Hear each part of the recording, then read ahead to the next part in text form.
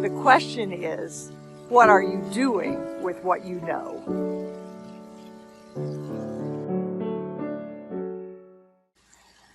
In his book, Blink, Malcolm Gladwell writes, "Great decision makers aren't those who process the most information or spend the most time deliberating, but those who filter the facts that matter."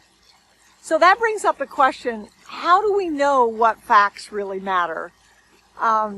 In Productive Environment Institute, we spend hours with people trying to decide, and our signature statement is, "Clutter is postponed decisions."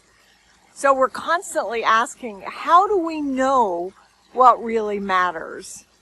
And there's one way that helps many of our clients, and that's asking the question, does this help me accomplish my work or enjoy my life? If it doesn't, it's clutter and you can't afford it.